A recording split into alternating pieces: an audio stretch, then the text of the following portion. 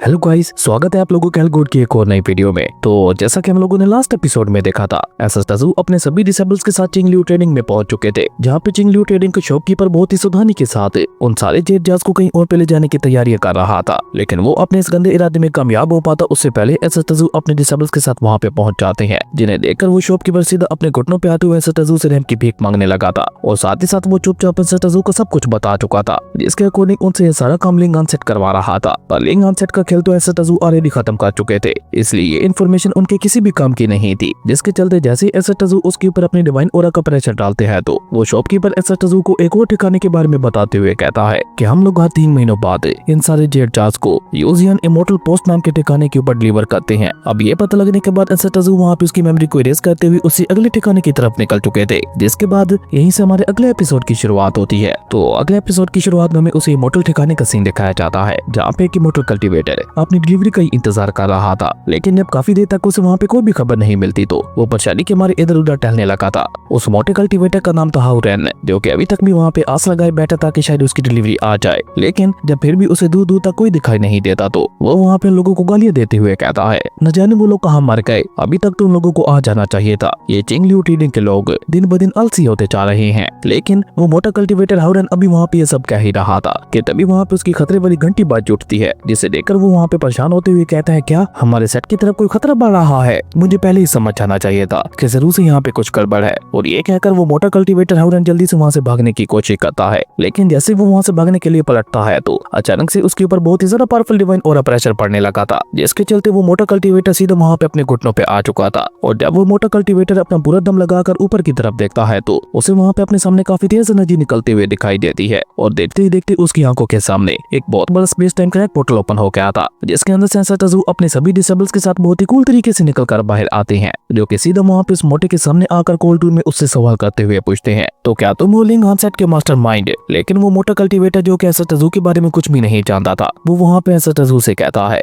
अबे साले, तू है कौन जो मेरे ही सेट में आकर मेरे ही ऊपर हमला करके मुझसे ही सवाल पूछ रहा है? तू जानता है इसका क्या अंजाम होगा? बस थोड़ी देर रुको, मेरे लोग यहाँ पे आते ही होंगे, उसके बाद देखना कैसे वो लोग तुम्हारे टुकड़े टुकड़े करते हैं। उस मोटे की ये बात सुनकर एसएस तजू तो उसे वहाँ पे कोई जवाब नहीं देते। लेकिन बने करो आगे बढ़कर वहाँ पे गुस्से से चिल्लाते हुए कहता है, बॉस, ये तो कुत्ते की तरह भौंक रहा है, आप रुकिए, मैं इसे भी मजा चखा कर आता हूँ। वहीं बने करो के साथ साथ मिचू भी आगे बढ़ते हुए कहती है, इसे तो अच्छी तरह से मजा चखाना ही पड़ेगा, ताकि इसे पता चल सके कि अपने सीनियर्स के साथ कैसे बात करते हैं। और ये कहकर वो दोनों अपने हाथ मसलते हुए उस कल्टीवेटर को मारने के लिए आगे बढ़ने लगते हैं, जो देखकर वो मोटा कल्टीवेटर डरने की बजाय उल्टा वहाँ पे कमीनी स्माइल करते हुए मिचू से कहता है, ब्यूटीफुल लेडी, ये तुम किस कामों में पड़ गई हो? तुम्हें तो मेरे साथ होना चाहिए था, और भला तुम्हारे इन नाजुक हाथों से मुझे क्या ही होगा। अच्छा होगा तुम खुद को ज्यादा तकलीफ ना दो और चुपचाप मेरे सामने सरेंडर कर दो, क्योंकि अभी थोड़ी देर बाद तुम्हारे साथियों का तो बहुत बुरा हाल होने वाला है। लेकिन इससे आगे वो मोटा कुछ भी कह पाता, उससे पहले बने करो और मिचू ने मिलकर उसे वहाँ पे ऊपर हवा में लटका दिया था, और 2 रस्सियों का इस्तेमाल करते हुए उसकी टांगे भी खोल दी थी, जैसे मिचू और हाउसियां दोनों तरफ से मिलकर खींचते हुए उसे तकलीफ दे रहे थे। जिसके चलते वो मोटा कल्टीवेटर दर्द के मारे वहाँ पे चिल्लाते हुए कहने लगा था, नहीं नहीं, प्लीज मेरे साथ ऐसा मत करो, मैं तुम लोगों को सब कुछ बता दूंगा, तुम लोग जो कहोगे मैं तुम लोगों को वो सब बताऊंगा। उस मोटे की ये बात सुनकर एसएस तजू वहाँ पे कोल्ड टूर में उससे पहला सवाल करते हुए पूछते हैं, तो इन जेट जहाज को तुम सेल नहीं करते, मैंने ठीक कहा ना? जिस पर वो मोटा दर्द के मारे चिल्लाते हुए कहता है, नहीं नहीं, इन्हें मैं ही सेल करता हूँ। उस मोटे की ये बात सुनकर मिचू उससे कहती है, लेकिन मुझे तो लगता है कि तुम झूठ बोल रहे हो।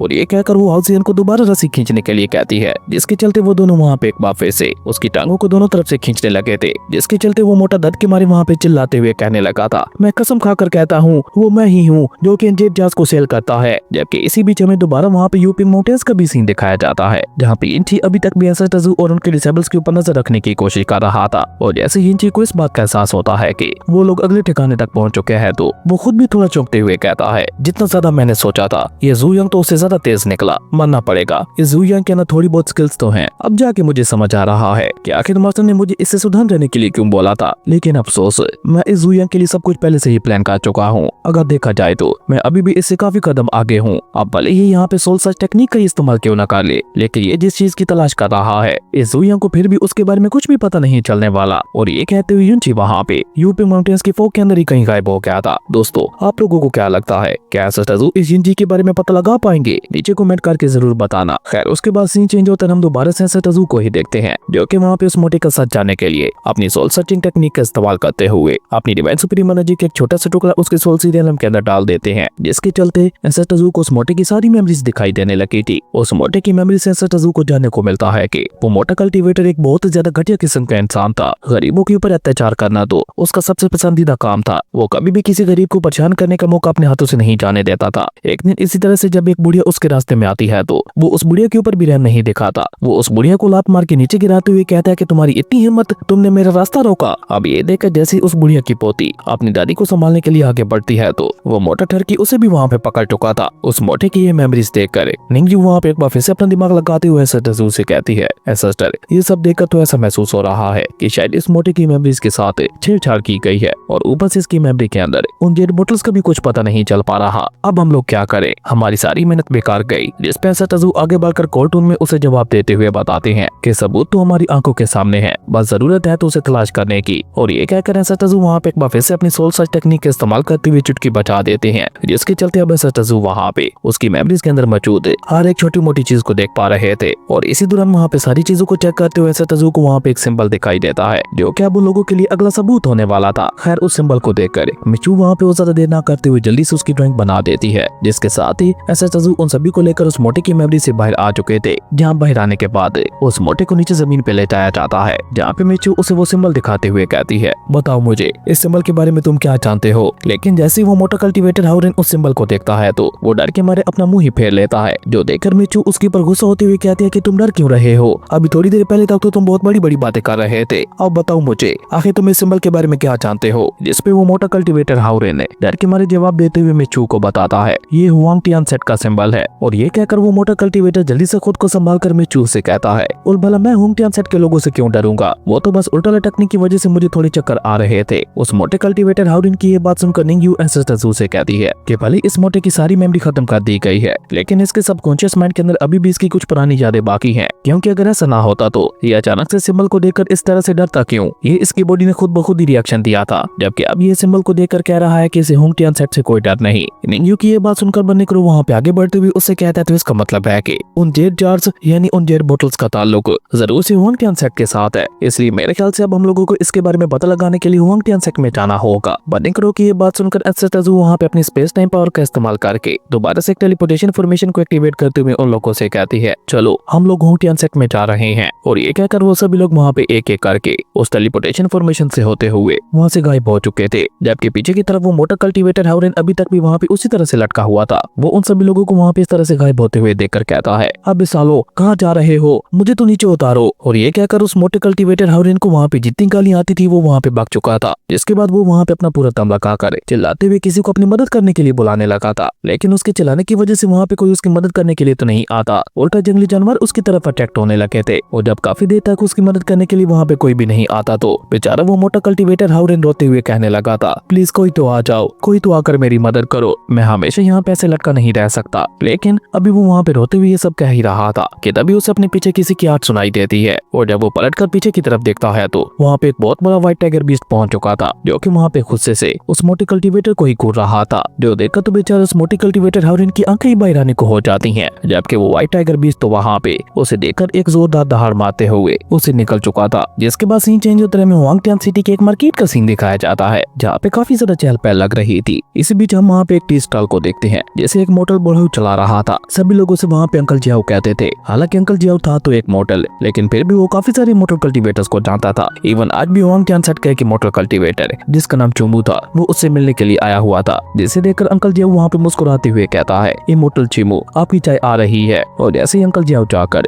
ये मोटर कल्टीवेटर चुमू को चाय साफ करते हैं तो उसकी खुशबू से ही वो मोटर कल्टीवेटर वहाँ पे प्रेस हो गया था। लेकिन तभी अचानक से वो वहाँ पे सीरियस होकर अंकल जियाओ से सवाल करते हुए पूछता है, अंकल जियाओ मैंने आपको जो सामान दिया था वो चला गया या फिर अभी भी बाकी है। ये मोटर कल्टीवेटर चुमू की ये बात सुनकर हम देखते हैं कि अंकल जियाओ अचानक से वहाँ पे काफी ज्यादा परेशान हो जाते हैं, पर वो वहाँ पे खुद को संभाल कर जल्दी से मोटर कल्टीवेटर चुमू को जवाब देते हुए कहते हैं, नहीं आपका वो सारा सामान चला गया और माफ कीजिएगा इमोर्टल, मैं आपको दोबारा तकलीफ दे रहा हूँ। अंकल जियाओ की ये बात सुनकर इमोर्टल कल्टीवेटर चुमू वहाँ पे उनसे कहता है, अरे चिंता मत कीजिए, मेरे पास वो सामान काफी सारा मौजूद है। और ये कहकर वो जेट बोतल को बाहर निकाल कर अंकल जियाओ को देते हुए कहता है, इस सामान के बगैर कोई भी इमोर्टल आपके पास से होकर नहीं गुजरेगा, इसलिए आप परेशान मत होइए और इसे रख लीजिए। इमोर्टल कल्टीवेटर चुमू की ये बात सुनकर अंकल जियाओ भी वहाँ पे ज्यादा कुछ ना सोचते हुए चुपचाप उस जेट बोतल को अपने पास रख लेते हैं। और तभी वहाँ पे एंट्री होती है एसएस टजू और उनके सभी डिसेबल वेजिटेबल्स की। वो सभी लोग भी वहाँ पे चाय पीने के लिए आए थे, जहाँ मिचू जल्दी से आगे बढ़कर अंकल जियाओ को ऑर्डर देते हुए कहती है, अंकल हमारी 5 चाय कर दे। लेकिन बन्नी क्रो वहाँ पे गुस्से से चिल्लाते हुए उससे कहता है 5 नहीं 6,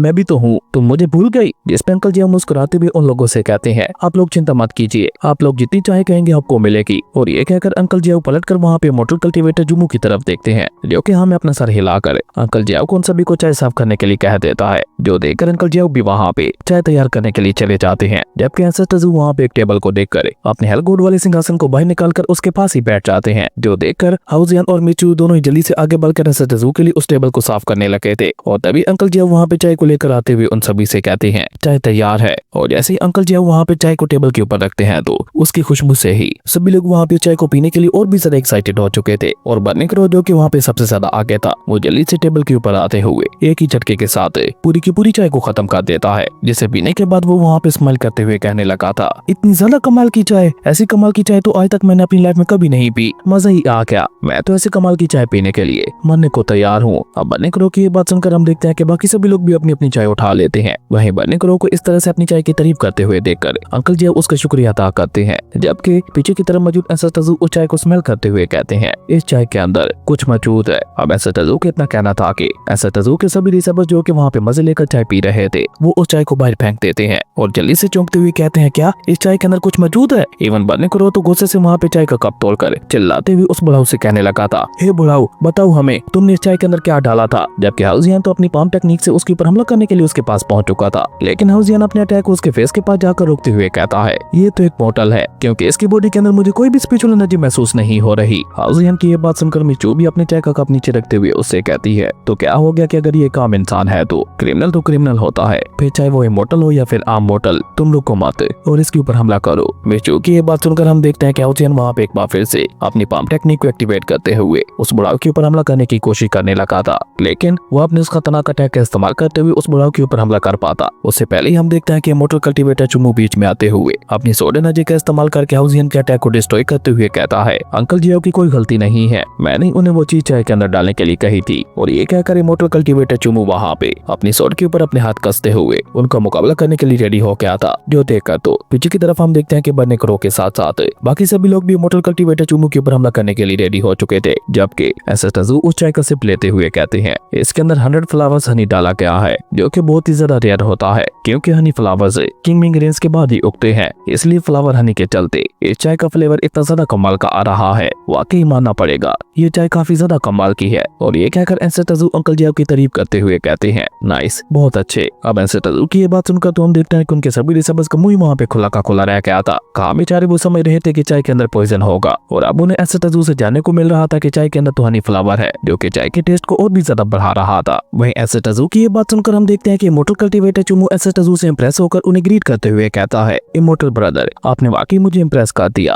आज तक कोई भी 100 फ्लावर्स हनी को पहचान नहीं पाया, और आपने सिर्फ इसे स्मेल करके उसके बारे में पहचान लिया। आप वाकई कमाल के हो। आपको देखकर ये कोई भी बता सकता है कि आपकी न सिर्फ आंखें बहुत ज्यादा शार्प है, बल्कि उसी के साथ साथ आपका नॉलेज भी बहुत ज्यादा है। इमोर्टल कल्टीवेटर चुमू की ये बात सुनकर हम देखते हैं कि एंसेस्टर उसे वहाँ पे कोई भी जवाब नहीं देते, लेकिन मिचू वहाँ पे चाय का अगला सिप लेते हुए उससे कहती है कि वो सब तो ठीक है, लेकिन अगर ये 100 फ्लावर्स हनी का टेस्ट था तो इससे छुपाने वाली क्या बात है? आप हमें इसके बारे में सीधा सीधा बता भी तो सकते थे। मिचू की ये बात सुनकर अंकल जी उदास होकर उन्हें वहाँ पे जवाब देते हुए बताते हैं, मुझे एक बहुत ज्यादा खतरनाक बीमारी है, जिसके चलते मेरी ये बॉडी खुद ब खुद ही सुकड़ते जा रही है। इसका सिर्फ एक वाहिद इलाज है, और वो है 100 फ्लावर्स हनी, जो कि मुझे मोटर कल्टीवेटर चुमू प्रोवाइड करते हैं। लेकिन क्योंकि 100 फ्लावर्स हनी बहुत ज्यादा महंगी होती है, तो इसलिए मैं जानबूझकर ये मोटर कल्टीवेटर्स को ये कमाल की चाय पिलाता हूँ, ताकि वो मुझसे खुश होकर मुझे रिवार्ड दे, और उसी का ही इस्तेमाल करके मैं अपने लिए 100 फ्लावर्स हनी खरीदता हूँ। मैं पिछले काफी सालों से इसी तरह से काम चलाते हुए आ रहा हूँ। अब बात है आपके सवाल पर कि मैं इसे सीक्रेट क्यों रखता हूँ, तो 100 फ्लावर्स हनी बहुत ज्यादा खास है। अगर किसी भी मोटर कल्टीवेटर को इसके बारे में भनक लग गई कि